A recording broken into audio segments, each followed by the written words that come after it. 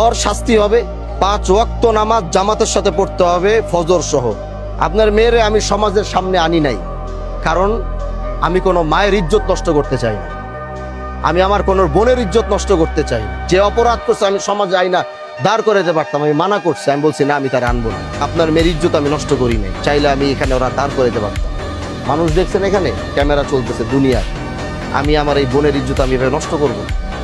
সে ভুল করছে, আমি এটাই বুঝাইতে চাইছি যে প্রকৃতভাবে দ্বিতীয়বার আল্লাহর কসম করে বলতেছি, দ্বিতীয়বার যদি আমি এইরকম আরেকটা কথা যদি আমি আপনার মেয়ের নামে আর জীবনে শুনবো, এটা তরে শুদ্ধ আমি এখান থেকে খেদাই গেল।